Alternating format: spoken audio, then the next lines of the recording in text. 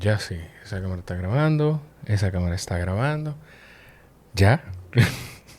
Por Estamos fin ready, lo logramos. lo logramos. Yo ayer pensé que no, que iba a tener que aguantarme a otro viaje tuyo, pero Y yo definitivamente cumplo lo mis logramos. promesas, Sí. sobre todo a los niños. Sobre... Ya, che. O sea, que no fue ni siquiera por mí, fue por Jorge Iván. Por Jorge. No te Jorge culpo. porque hizo que yo esté aquí el día de hoy. No te culpo, no te culpo. ¿Qué tal tu semana en tu país, Taina? ¿Tú Muy llegaste el domingo? feliz. El ¿Llegaste? domingo, para mí siempre es felicidad llegar a mi tierra. Aquí crecí, me crié de chiquita y estuve hasta mi etapa chabonera, Sí. a los 18 años, 20 y pico, sí, 20 y pico años. Estuve viviendo aquí, o sea que es también un hogar para mí. O sea, tú saliste del colegio y fue directo a Chabón. Directo a Chabón. Cuando salí, yo sabía que yo quería alguna inclinación artística. Ok, Eso lo tenía claro. ok. Pero me fui a algunas universidades en Santo Domingo a ver charlas de publicidad, de marketing y todo eso. Ujú. Y finalmente lo que más me gustó, que me parecía que era un entorno muy mágico, la Escuela de Diseño de Altos de Chabón de la Romana, fue ese espacio. Fue el que me enamoró y con el que conecté y ahí hice mi primera carrera de diseño. Yo no recuerdo con quién estaba hablando recientemente o escuchando a alguien. Ah, ya sí. En Pesos Pesados, yo no sé si tú has escuchado ese podcast. Estaba hablando Felipe Pajés, que es la cabeza de Pajés BBDO, que es una de las principales agencias publicitarias. Y ahí él estaba diciendo de como de las ramas que hay en términos de publicidad y hablaba de diferentes opciones de mercadeo, de publicidad, diseño, Chabón. No hay una mejor escuela de diseño que Chabón. O sea, como que la gente lo tiene muy claro que ese es el mejor lugar para ese tipo de rama artística, ¿verdad? Para mí fue una experiencia increíble, sobre todo porque Chabón te enseña lo que es trabajar muy duro. Los plazos que te dan para entregar los trabajos son muy, muy cortos. Sí. Entonces, a lo mejor tú tienes que tener 2 días para tú hacer 300 bocetos, ¿Qué? 4 días para hacer un dibujo realista. O sea, los tiempos son muy estrechos y tú tienes que amanecer, tú tienes que tener responsabilidad. Teníamos una profesora que si tú llegabas 5 minutos tarde a la clase ya no te dejaba entrar. Entonces, lo que te enseña Chabón es sobre todo disciplina, que el mercado en el que trabajamos es un mercado muy competitivo. Sí. Y si tú realmente quieres hacerte un hueco, tú tienes que ser puntual, tú tienes que dar lo mejor de ti, tú tienes que trabajar más horas que los demás. Y te enseña que la suerte no existe, que existe el trabajo. Y ser disciplinado. O sea, porque hay una preconcepción que tiene mucho la gente de la gente que está en el mundo del arte y de la creatividad. Nada, él es el creativo del equipo, ella es la ilustradora del equipo. Entonces, que quizá porque pertenecen a ese mundo, no son personas disciplinadas, que respetan horarios, que se pueden calendarizar y que tienen esa estructura. No sé si tú has tenido que batallar con eso. Mira, eso para mí es un tema muy importante, porque yo creo que el trabajo sin disciplina no te lleva a ninguna parte. Personalmente, yo conozco muchísima gente que dibuja mucho mejor que yo, que es durísima. Yo sigo mucha gente a la que admiro y gente que es inspiración. Pero si tú no acompañas ese trabajo técnico, esas ilustraciones durísimas que tú haces, ese trabajo, con tocar puertas y con buscar lo que tú quieres, no va a llegar. O sea, si tú no muestras tu trabajo no va a llegar. Entonces yo creo que eso es importante para toda la gente que se dedique a esto y a cualquier otra cosa, saber que hay una parte que es importante, que es el talento. Pero el talento sin esfuerzo, sin trabajo, sin tocar las puertas y esperar a que te llegue todo y decir, cónchale, que quejarte de por qué no me llega, por qué no.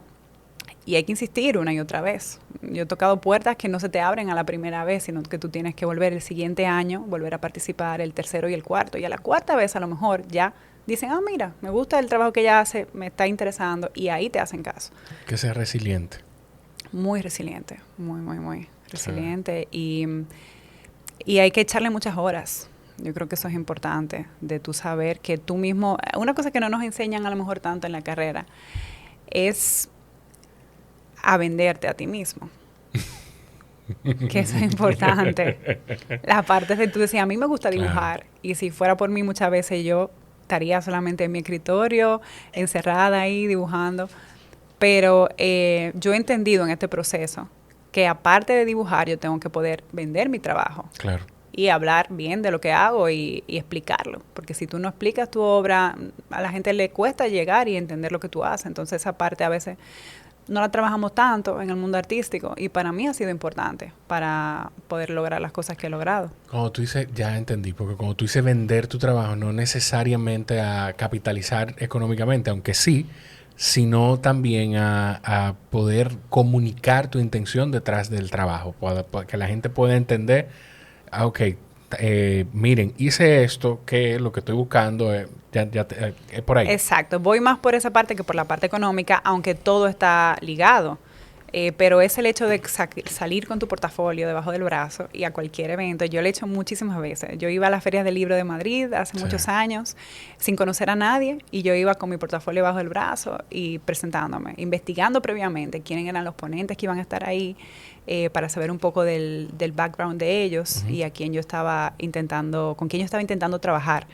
Y entonces acercarme, quitarte esa vergüenza de decir, pues, si yo no me presento, no van a saber quién yo soy. Entonces yo iba con la vergüenza por dentro, muriéndome de la vergüenza por dentro, pero diciendo, hola, miren, yo soy Taina Almodóvar, soy ilustradora, me encantó tu trabajo, me encantó tu poema, quiero trabajar contigo. Muchas veces te dicen que no. Y llegan un día que te dicen, mira, a mí también me gustó lo tuyo, vamos a hacerlo. Claro. Wow.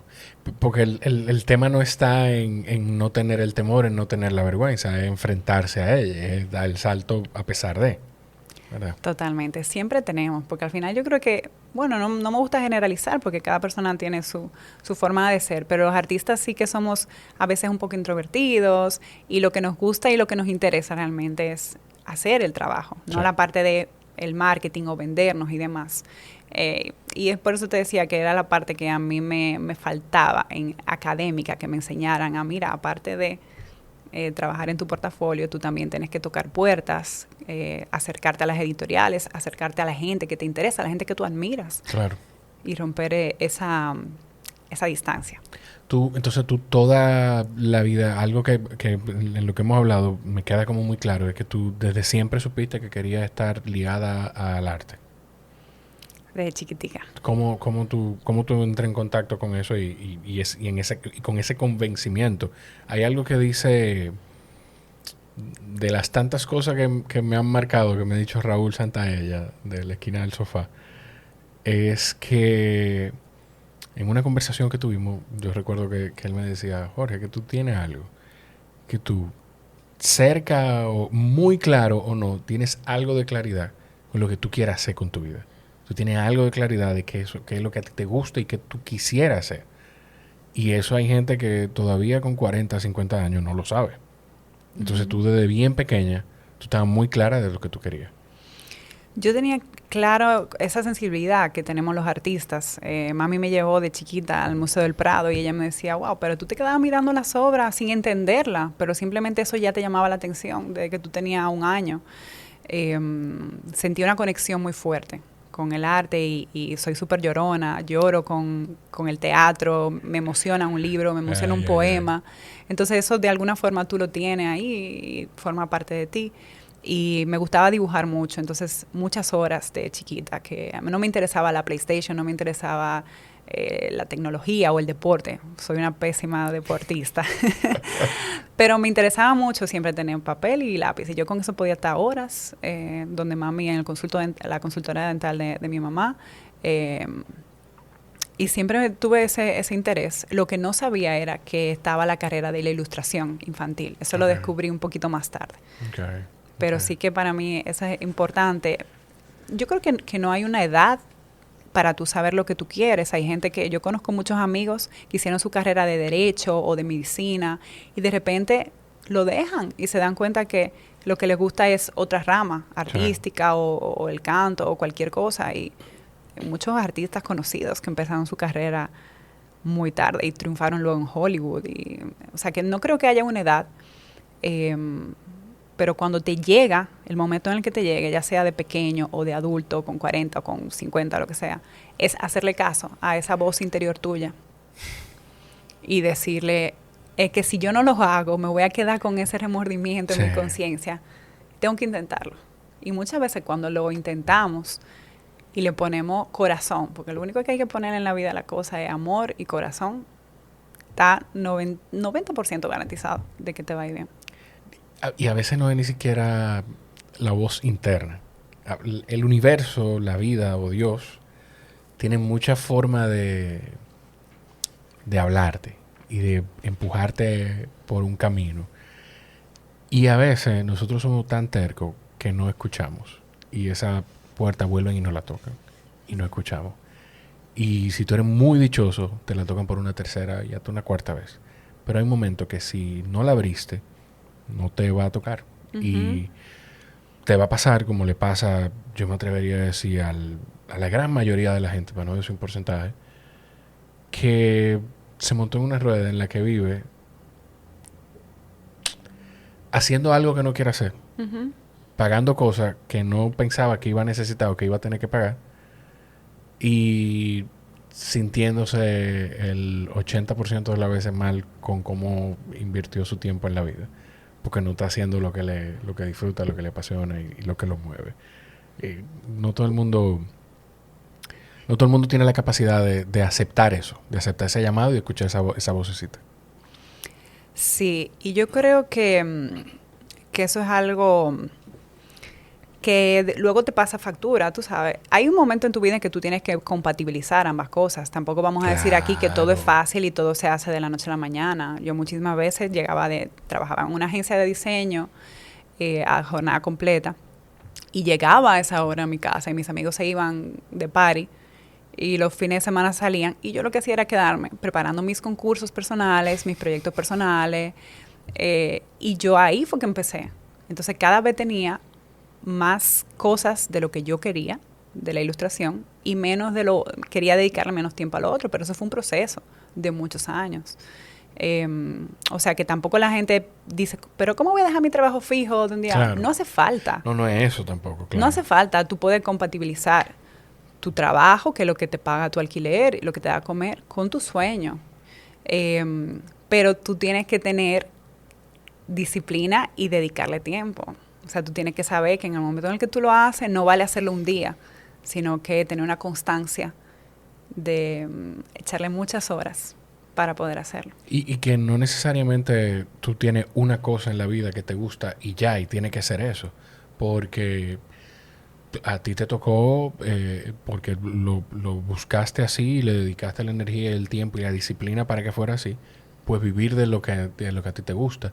Pero hay quien vive de otra cosa, que puede que le guste un poquito, y lo que lo mueve, lo que le apasiona, le dedica todo el tiempo libre que tiene.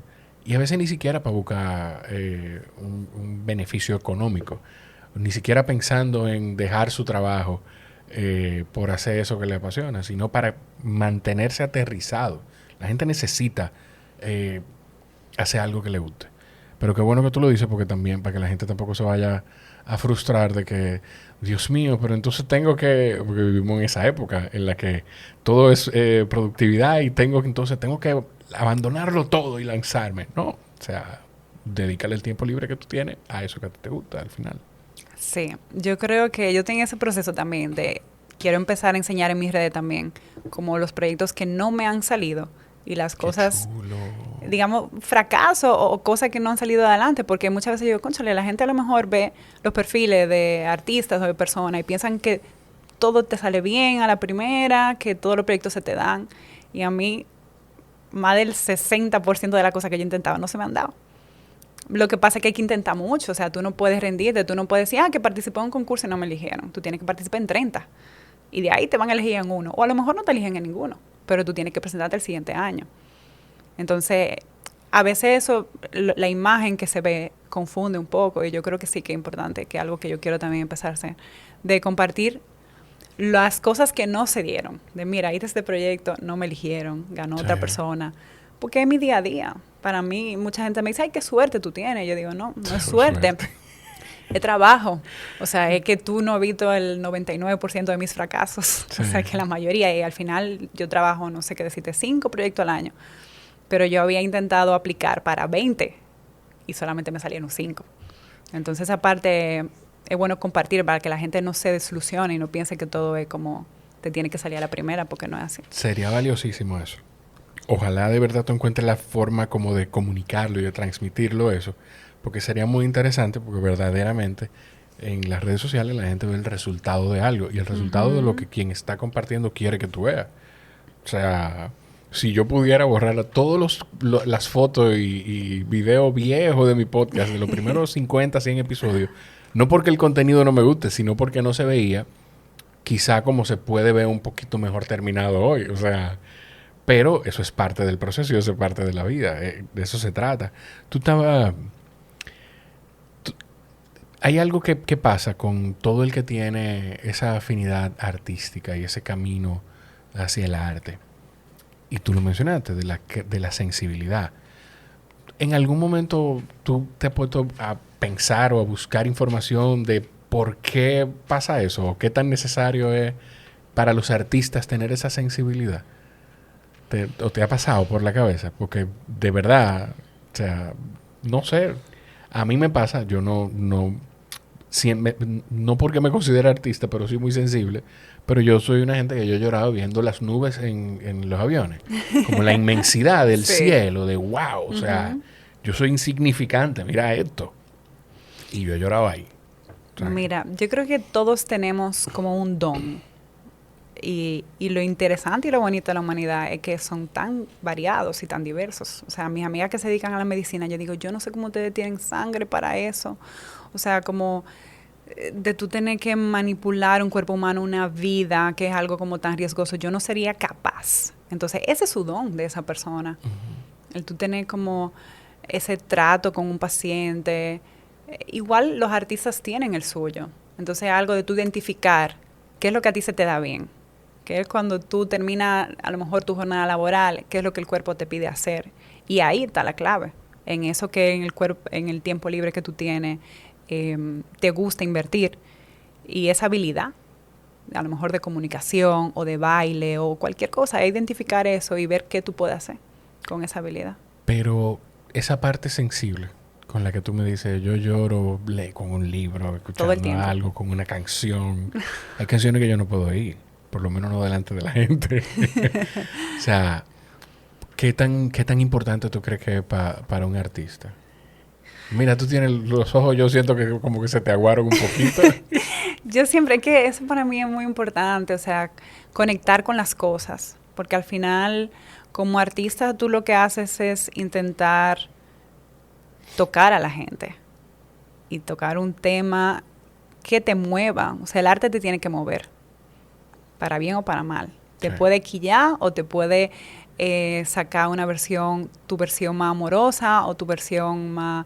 Pero te tiene que mover algo, da igual de qué forma. Tú tienes que ver algo y decir, concha, pero, o sea, reflexionar de las cosas de la vida. Para mí esa es la importancia del artista y por eso necesitamos esa sensibilidad, porque te necesitamos a través de nuestro arte sensibilizar a otros. Sí. Pero eso es algo que viene, o sea, yo no te puedo decir como, yo lo noto porque soy una llorona en todo, o sea, me pasa siempre y me emociono y me fijo. Antes veníamos con mi mamá y Manu que están aquí con nosotros viendo la luna. O sea, todo el camino fue como, wow, qué bella está la luna hoy, qué lindo está el atardecer. O sea, entre la luna y mirar el camino, me imagino. Y mirar el camino. Porque llegaron. Llegamos. Pero es así, como que tú no puedes evitar conectar con tu entorno. Sí. Y apreciar las cosas que están a tu alrededor y hacerla parte de tu mundo interno. O sea, como artista tú vas tomando. Como artistas somos como un resumen de todo lo que hemos vivido. Yo tengo una mezcla cultural entre España, que mi papá es de allá, nací allá, y República Dominicana, entonces eso es parte de lo que yo soy. Y los colores que yo utilizo en mi obra, el tono, los temas que a mí me interesan, son temas que me han impactado en mi niñez y en mi vida.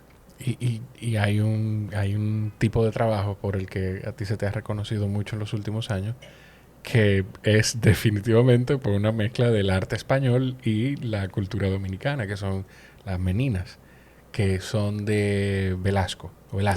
Sí, de Diego Velázquez. De Diego Velázquez.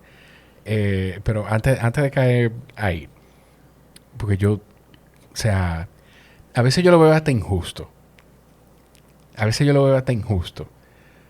pero no voy a caer. Déjame anotar eso, porque no voy a caer ahí todavía. Tú dijiste algo, perdóname, perdón. Porque tú dijiste algo que se ajusta perfecto a una situación que en medio del escenario de la Feria del Libro y de la Bienal de Audiovisuales, creo que de arte audiovisual, pues está pasando. Tú como artista, no sé si tuviste el trabajo de Jorge Pineda. Sí, maravilloso. Me encanta. Estamos hablando de porque no es una escultura.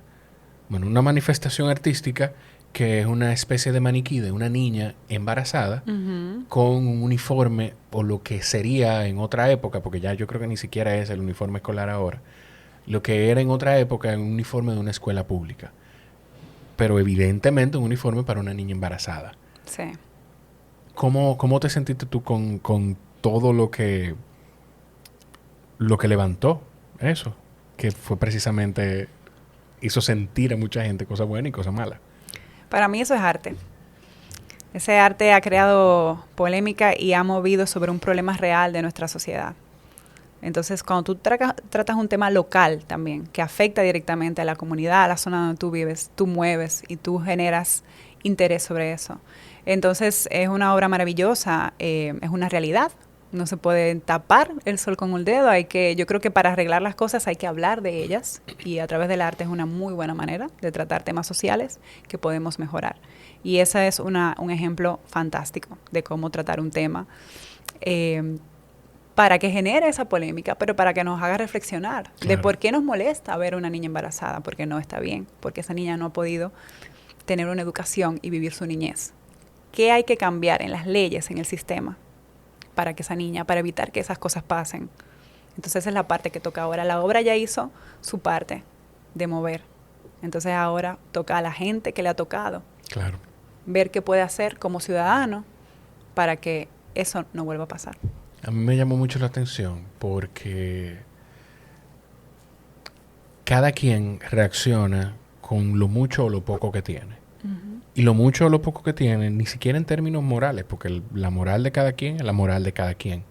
A veces hasta de conocimiento, porque hay una cantidad de personas que entendió incluso, a mí me da risa, pero yo no sé si esto da risa o da ganas de llorar, que entendió incluso que era como una línea de ropa para una escuela pública para niñas, como que iba a haber una opción de este uniforme, si usted está embarazada, este es su uniforme. Y lo que creo que pasó, yo no conocía a Jorge Pineda, sé, porque escuché a Joni decir que falleció hace un tiempo. Hace poco, sí. Hace poco. Pero, o sea, para mí es precisamente eso, es provocar la conversación, que la gente se escandalice y provoque la conversación de esas situaciones que se llevan aquí. Sí, y hace falta más de eso, mucho más todavía, de todas las cosas que pasan en el país. Yo creo que hay mucho artista maravilloso local y gente que hace un gran trabajo y esta Bienal merece muchísimo la pena. Así que les invito a todos que pasen por allá y disfruten de ella. Sí, nosotros estamos grabando para que la gente conecte con el momento. Estamos grabando en la primera semana, yo creo, de la Feria del Libro, que se inauguró en el fin de semana. Hoy estamos a 29 de agosto. Y eso sí, estamos grabando. Que pensamos, bueno, ya lo dijimos al principio, pensamos que no íbamos a poder grabar, pero estamos aquí, qué bueno. Lo logramos. Lo logramos. Jorge Iván lo logró. Lo que yo te decía de las meninas es que a mí llega a parecerme, no sé cómo lo ves tú como la artista, pero a mí llega a parecerme hasta injusto. En el sentido de que, y de nuevo, no sé si tú lo has llegado a ver así en algún momento, de que llega hasta encasillarte en Taína, la que hace la menina dominicana. Que mucha gente te ha reconocido por eso y te ha conocido por eso, pero me parece injusto en el sentido, y cónchole, y qué bonito tener ese problema de que se reconozca tanto tu trabajo que te reconozcan por eso. Pero en el sentido de que yo sé y entiendo y bueno, estoy convencido de que tú eres muchísimo más que la menina dominicana. Te entiendo. Sí, o sea, en realidad el trabajo que más he realizado es de ilustradora de cuentos infantiles. Entonces, Pero también yo entiendo que eso es como eso va dirigido a un target como más específico, que no todo el mundo, la literatura infantil cada vez tiene muchísimo talento en el país y cada vez tiene más auge. Pero la menina sí que es algo como más internacional, que representa al país. Los dominicanos somos muy patriotas y muy orgullosos de lo nuestro, entonces cualquier cosa que nos represente nos va a llamar más la atención. Entonces a lo mejor por eso la gente me ha identificado con ese proyecto, porque ha sido un proyecto que ha empezado en España, que ahora la menina está aquí, estuvo en Santo Domingo, ahora está en Altos de Chabón siendo exhibida. Y es un proyecto que todos los años elegirá a un artista nuevo. Es decir, el primer año tocó la compañera Isabela Fernández, que fue la que ganó el logo Marca País, realizó la primera menina y yo fui la artista elegida para esta segunda edición. Y cada año se elegirá a un talento nuevo dominicano para que haga la versión, su representación de lo que es la dominicanidad en esa pieza. Ya. Tú ves, yo no sabía eso. Por eso es. Lo bueno es que yo no me pongo aquí a hacer creer que sé. Qué bueno, yo no sabía eso. Yo no sabía que varios artistas entonces les ha tocado hacer el trabajo de la... Bueno, pues me parece menos injusto. Porque el que más se ha reconocido es el tuyo, lo siento, Isabela, eso lo dije yo.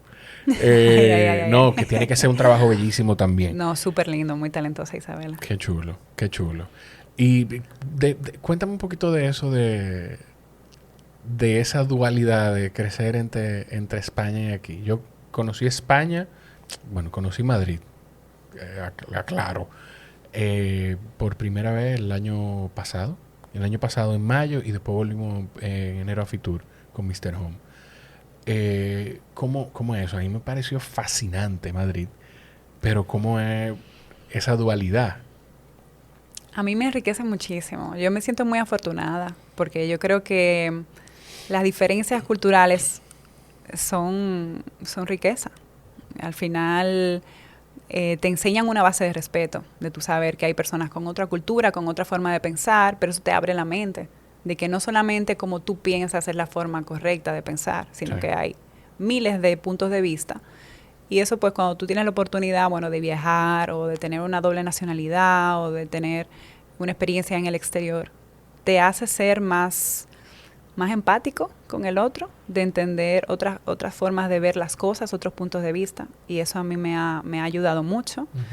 Y también como que me ha hecho crear mi personalidad, de elegir lo que más me gusta de cada lado. A mí hay cosas que me gustan de Europa, de la organización, la forma de trabajo, y muchísimas otras cosas de mi país que me encantan. Entonces yo como que he creado la taína, digamos, que me gusta ser, o la mujer que quiero ser, basándome, cogiendo un poquito de cada cultura y haciendo que sea todo el conjunto de lo que yo soy hoy en día. ¿Tú naciste en España, dijiste? Nací en España. ¿Y qué tiempo, hasta qué edad estuviste ahí viviendo por completo en España? ¿Y cómo fue? Muy pequeñita. Okay. Yo creo que no sé si entre 8 meses, 1 año, ya vine a vivir aquí al país y me crié en la Romana. Soy del este. Okay.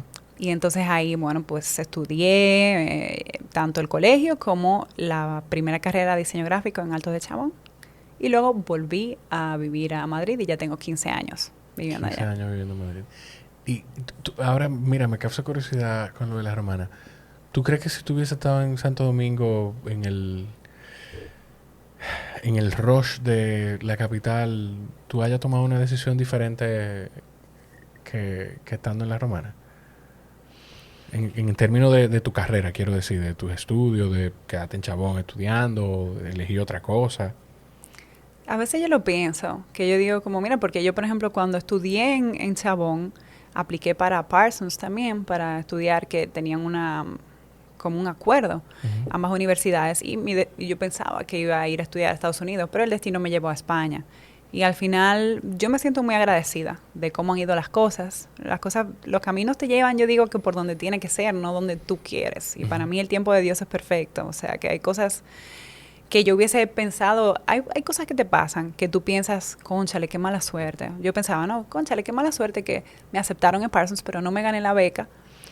Entonces no lo podía pagar porque era excesivamente costoso. Y en ese momento tú lo ves como algo negativo que te pasó. Pero cuando tú ves hacia atrás en el tiempo y tú dices, es que pasó justo como tenía que pasar. O sea, yo estoy donde tengo que estar, rodeada de las personas que tengo que estar, en el entorno que me inspira y todas las cosas que me han pasado en la vida, ya sean los caminos que se me han cerrado, las puertas que se me han cerrado como las que se me han abierto, me han llevado a lo que soy hoy en día. Entonces eso para mí es importante. Sí, porque a veces uno no le pasa las cosas y no la evalúa de manera justa hasta que no pasa el tiempo. O quizás es justo porque ese es el momento en el que tú tienes la información que tienes y ya después entonces tú puedes hacer otro assessment. ¿En qué momento, tú mencionaste en principio de la cantidad de horas de trabajo, como a las cuántas horas tú te sentiste cómoda diciendo, ok, yo soy una ilustradora, yo puedo vivir de esto? Fíjate que a mí me dio mucha risa cuando uno llena su documento para volar, que te preguntan ocupación. Y yo durante muchísimos años ponía diseñadora gráfica porque fue la primera carrera que yo hice. Claro. Yo durante muchos años de mi vida trabajaba en agencias de diseño de España. Y a día de hoy sigo colaborando y trabajando con algunas de ellas. Pero mi pasión estaba en la ilustración. Y fue un día que yo dije, pero ven acá, si yo ya he hecho cuentos infantiles, hice un máster de literatura infantil, estoy dedicando un portafolio en eso, para yo creérmelo más todavía de que yo quiero ser una ilustradora, yo lo voy a empezar a poner en ese papelito que te pide ocupación, porque cada pequeña cosa cuenta, aunque uno no lo crea. Claro. Entonces, simplemente el hecho de tú escribirlo y creértelo y decir, yo soy ilustradora, yo soy artista, y escribirlo, cada paso te acerca realmente a hacerlo. Está bellísimo eso. Cada cosa cuenta, es verdad. Cada cosa cuenta.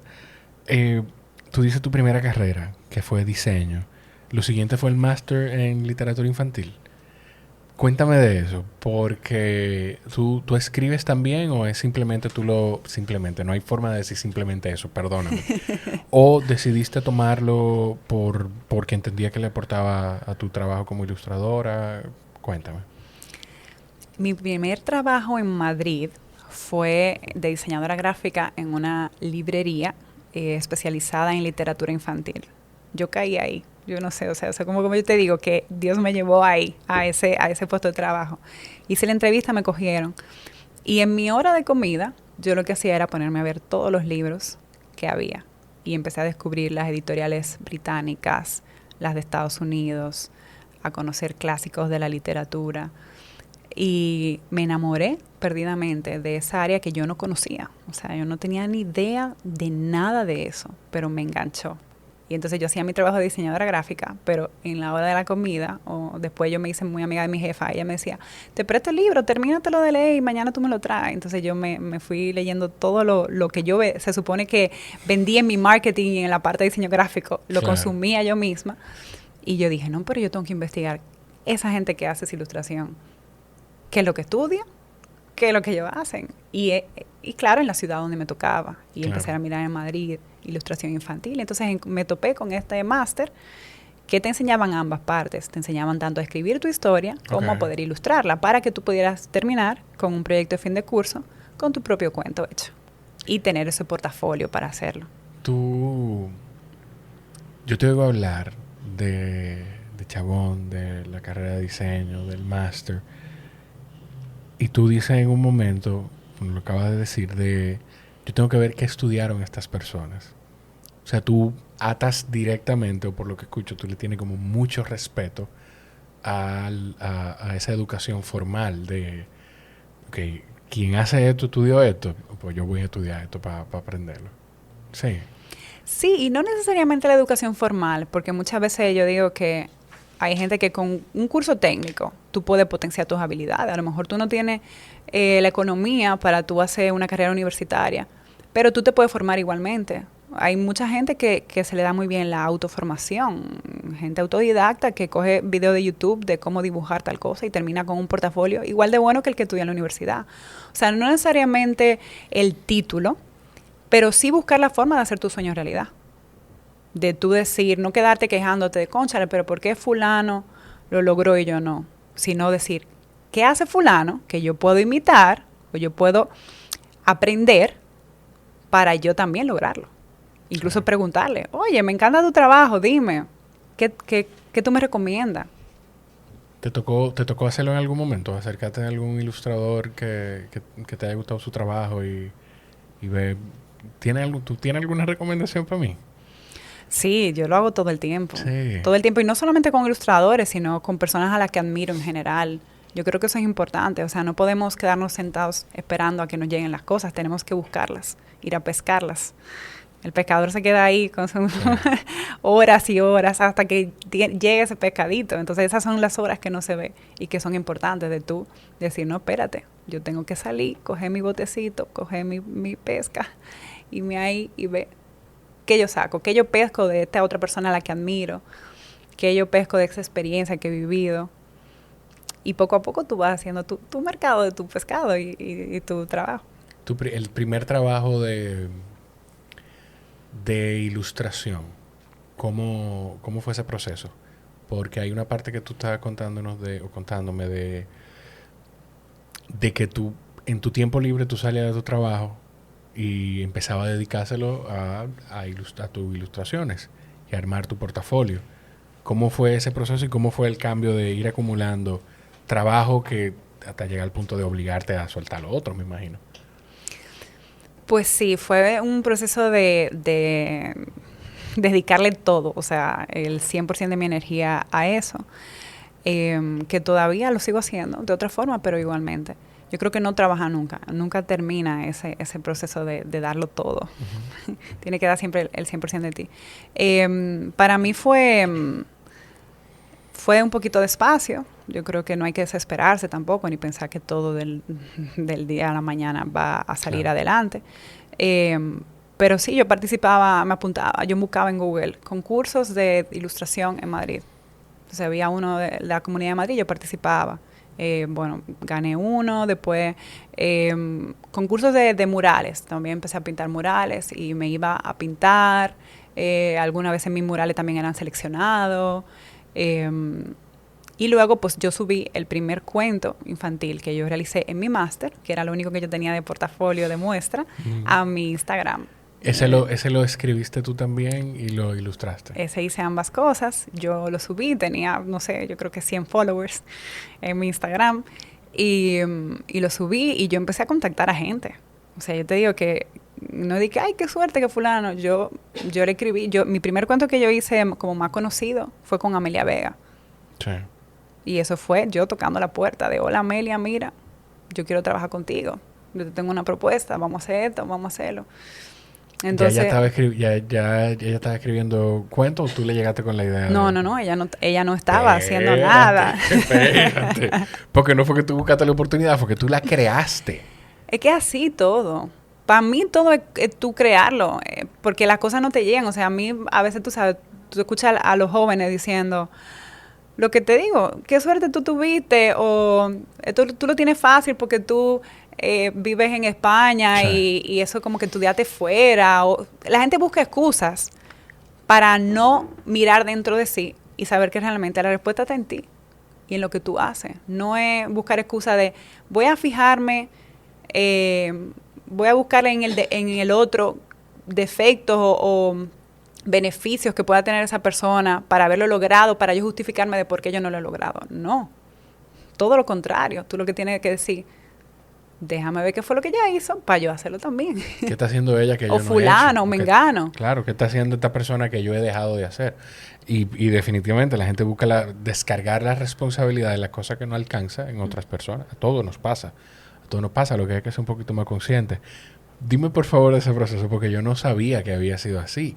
Y eso tiene un mensaje todavía más poderoso. O sea, primero, ¿por qué tú entendiste que ella iba a estar interesada en escribir un cuento de niño, un cuento infantil? Y o sea, esa idea, yo no sé, a mí me ha volado la cabeza eso. Mira, para mí, yo soy Taína y yo soy ilustradora. Yo no sé cuál interés tú tengas, pero si yo te conozco y tú te me cruzas en mi camino, yo te voy a decir lo que yo soy y yo te voy a vender mi servicio. Eso es. Y a lo mejor yo despierto en ti un interés que tú no sabías que tú tenías. Claro.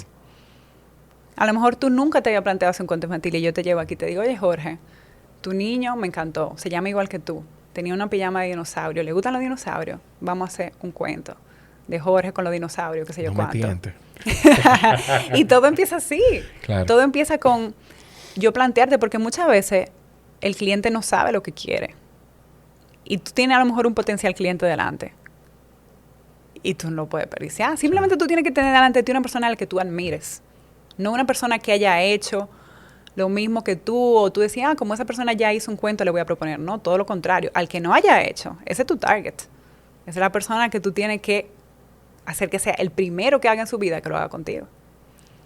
O sea, espérate. Por lo que tú me estás diciendo entonces fue, hola Amelia, soy Taina Almodóvar, soy ilustradora, y te pusiste a la orden, mira, este es mi trabajo. Y tú, a través de eso, pues, conectaste despertaste esa idea en ella o conectaste con esa idea que ella tenía. Sí, muy, muy parecido a eso. O sea, bueno, sucedió una situación con una de sus niñas.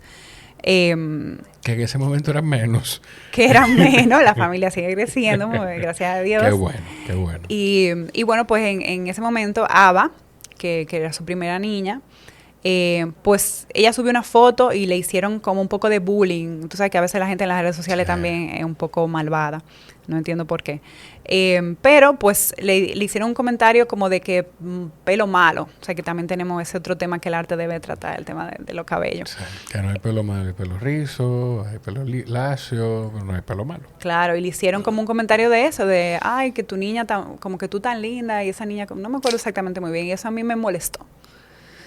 Entonces yo hice una ilustración como de ese tema, del pelo, y con la niña de Amelia, y yo dije, miren, esta es mi opinión sobre este tema, creo que tenemos que amar nuestras raíces y nuestra identidad. Hasta que tú como dominicano no ames lo que tú eres, nadie te va a querer. Tú tienes que estar orgulloso de ese pelo rizado, y las mujeres deben de dejar de ir a los salones. A mí me molestan muchísimo identidades que le exigen a las mujeres ir al salón para tener una apariencia supuestamente profesional, cuando lo que estás haciendo es negando la identidad de esa persona y haciendo que esa persona no se sienta bien con lo que es y con su dominicanidad y con su raza. Entonces, a mí eso, yo suelo dibujar sobre temas que me tocan. Ese tema que le pasó a Amelia me tocó de forma personal y yo hice una ilustración sobre eso. Entonces ella lo vio y me agradeció. Y ahí empezó la relación y la comunicación. Ella tenía fíjate que uno no sabe, ella tenía una idea rondándole de hacer algo, porque ella también es muy creativa. Sí. Y fue yo proponerlo, recordarle esa idea o llegar en el momento perfecto y que las cosas... catalizador. Exacto, poder que ella catalizara esa idea y esa cosa que ella tenía. Pero si yo no me arriesgo y me da vergüenza tocar la puerta, no lo logro. Y no es eso. Yo creo que es todavía más profundo. Si tú no te arriesgas a compartir lo que piensas y a expresarlo de la manera que tú sabes cómo expresarlo, que es a través de la ilustración, pues no pasa. Uh-huh. Simplemente, o por lo menos no pasa en ese momento. Uno no sabe. Pero no pasa. Ella no te escribe para agradecerte y ustedes no empiezan a entablar ese contacto. O sea, wow.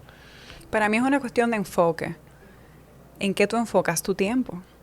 En ti, en estar pendiente de lo que hacen los demás, en criticar o en crear. Entonces, tenemos el tiempo muy limitado. O sea, el tiempo es lo más valioso que tenemos. Y tenemos que centrar ese tiempo en ver cómo lograr a esa montañita, a esa meta que tenemos. Aprovechar las oportunidades, rodearte de buena vibra, trabajar muy duro. Y tener el enfoque en las cosas, porque cuando tú empiezas a enfocarte, vamos a suponer que ahora yo te diga, vamos a hacer un ejercicio mañana, Jorge, y tú vas a salir a la calle y tú te vas a fijar todas las cosas verdes que tú ves a tu alrededor. A lo mejor tú en tu día a día no te fijas cuántas cosas verdes hay a tu alrededor, pero si yo te pongo eso en tu cabeza, mañana tú vas a ver tanto verde y tú vas a decir, wow, pero yo no me había fijado que habían tanta tonalidad de verde, y yo no me había fijado, y se te ocurre una idea con eso. Entonces, cuando tú le dices a tu mente, yo quiero esto, la mente hace que tú lo consigas a través de tus acciones. Hay yo no sé cómo se llama eso, no sé si es la ley de proximidad, no sé cómo se llama, que es lo mismo que esto puede sonar súper, bueno, puede sonar gracioso, yo no sé si soy la persona más funny del mundo, pero puede sonar gracioso, puede sonar hasta tonto, digamos, pero cuando tú quieres comprar un vehículo, cuando tú empiezas a verlo más en la calle. Tú nunca habías visto en camino a tu trabajo, qué sé yo, ese Mazda o ese Mercedes-Benz, no sé. Y desde que tú empiezas a buscar información de ese vehículo, que tú lo tienes en tu radar, que tú quieres, tú empiezas a verlo en la calle. Porque, para que tú veas, consciente o inconscientemente, tú estás tan enfocado en eso y empiezas a notarlo. Eso es un ejercicio bonito, esa práctica que tú dices, de buscar quizá las cosas que son de un color, porque no sé si tú lo haces, y si lo haces con esta intención de que te ayuda a estar presente de alguna manera, ¿verdad? Uh-huh. Yo lo hago todo el tiempo. No solamente con los colores, sino con el objetivo o la meta que tenga en ese momento. De pensar en eso, de tenerlo presente, de que sea mi último pensamiento de la noche y el primero cuando me despierto. De dar las gracias por las cosas que me han salido bien y las que no me han salido bien. El aprendizaje obtenido. Y de todas las veces que me he caído y me he levantado. Entonces eso tú lo tienes que tener presente de qué yo quiero cuando tú te acuestas y cuando te levantas otra vez. Y eso te ayuda mucho a focalizar y centrar tu energía, porque al final somos energía. Sí. Centrar tu energía en las cosas buenas que la vida tiene para ti. Están ahí. Tú solamente tienes que saber mirar. No te preocupes que no se oye. O sea, eso no se oye en lo... No se oye, no te preocupes. Okay. Que no te vayas a sentir preocupado por eso. Que tú... Como una persona que hace lo que tú haces, batalla. Yo tengo unos días en los que yo no quiero moverme de mi casa. Uh-huh. Yo no quiero hacer absolutamente nada. Yo no quiero pararme de la cama. Y tú pareces un ser humano. O sea, que creo que probablemente en algún momento te pasa. Como una persona que tan sensible y que busca, bueno, pues trabaja en arte, ¿cómo lidia con eso? A todos nos pasa. O sea, la creatividad no te llega todos los días, ni la motivación. Y también eso, o sea, hay que dejarlo que pase, es bueno sentir. Tú tienes también que hacerle caso a tu cuerpo y decir, ok, pues necesito este día para mí, necesito uh-huh. este día para desconectar y para conectar. Cuando tú desconectas, conectas también de otra forma. Entonces hay veces que tú date un paseo y te da un parque o salir con tus amigos, te pueden renovar para que al día siguiente ya tú te sientas mejor. Entonces hay que tener un equilibrio entre... Las cosas no pueden hacerse de forma forzada, de tú decir, es que aunque no quiera, aunque no tenga ganas, lo voy a hacer, pero tú también tienes que saber que hay veces que tú no vas a querer ir al gimnasio y tú vas a tener que hacer el esfuerzo de ir. Que tú no vas a querer levantarte a las 7 de la mañana para una reunión, pero si tú no la haces, pierdes la oportunidad. Claro. La vida es ese equilibrio entre cuidarte a ti como ser humano y tener responsabilidad con lo que tú quieres conseguir. ¿Cómo? Primero, ¿tú trabajas sin tener proyecto en bandeja? O sea, ¿a ti te pasa algún día en el que tú no tomas, yo no sé, tú dibujas con lápiz o dibujas en iPad? ¿Cómo tú dibujas? Bueno, yo he pasado por todos los procesos de técnicas. He dibujado en acuarela, en collage, en Illustrator y últimamente estoy trabajando mucho con la tablet. Okay. Entonces, digamos, ¿a ti te pasa un día en el que tú no tomas el Apple Pencil y no le pones la mano? Te pasan 2 días sin hacerlo. O tú todos los días haces algo de tu trabajo. Mira, yo tengo un sentido de responsabilidad muy grande, sobre todo con mis clientes. Okay. Me pasa más que descuido más los proyectos personales. Tengo un listado de ideas, de cosas que me encantaría hacer. Uh-huh. Y voy posponiendo a veces mis propias ideas personales y mis propios proyectos por cumplir con el cliente. Sí que es verdad que cuando es para otra persona el trabajo y que tengo una fecha en concreto, yo sé hasta dónde me puedo permitir, cuántas horas yo tengo que hacer al día para poder cumplir con esa fecha. Claro. Y llegar a... O sea, tú tienes que, cuando tú pongas una fecha, que sea algo viable, que tú puedas compatibilizar con tu vida y que tú realmente no vayas a quedar mal. Entonces hay veces que tú, si tienes un compromiso con un cliente y tú no, aunque tú no quieras, tú tienes que sacar de abajo para hacerlo. Pero Pero claro, por supuesto, yo tengo días que no hay forma, que tú dices que hoy yo no sé qué es lo que me pasa, que no me sale. A veces yo he hecho un dibujo 5 veces y no me queda como yo quiero. Entonces, por eso yo creo que el camino que tú vas construyendo es algo de mucha paciencia y mucha perseverancia. Eso hay que tenerlo en cuenta. De tú decir, pues son como gotitas que tú vas sumando a ese vaso para tú poder llenarlo. Y tienes que ser consistente y saber que vendrán días malos, pero también vendrán días buenos.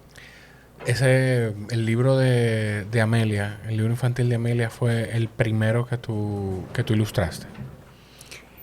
Bueno, fue el primero que hice después de el proyecto de fin de máster. Mi primer cuento se llama Azul. Ese cuento está disponible disponible para que la gente lo adquiera.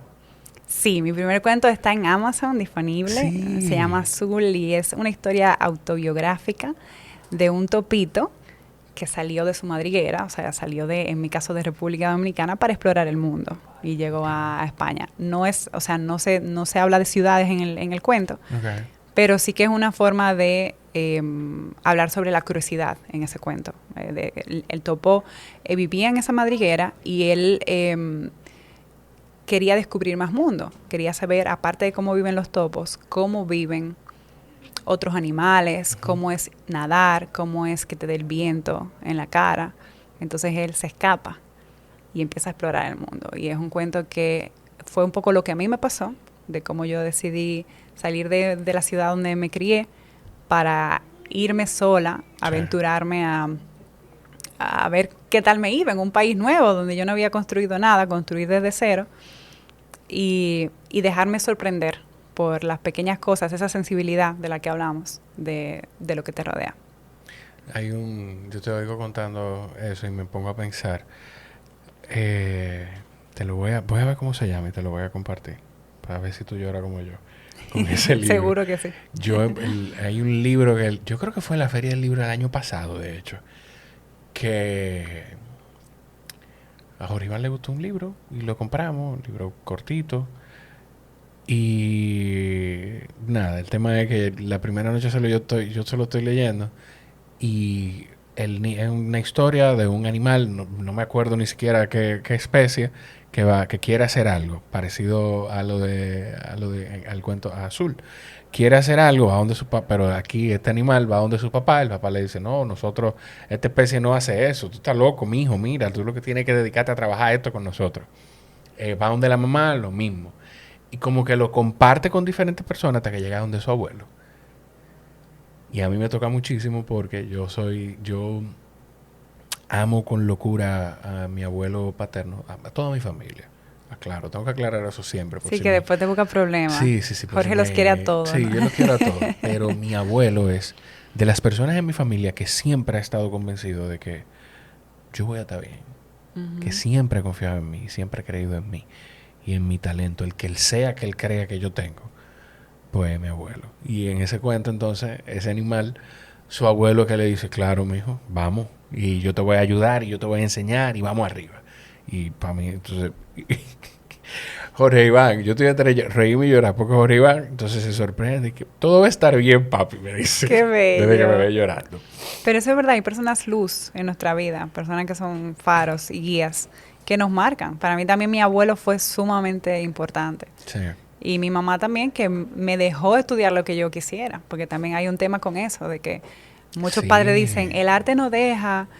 Yo no te voy a pagar esa carrera, te voy a pagar algo serio. Y tú no sabes el potencial que tiene tu hijo. Sí. Y muchas veces tú lo que haces es quitarle de que pueda realmente destacar en algo. Porque cuando destacamos en algo es porque le ponemos mucho amor y mucha pasión.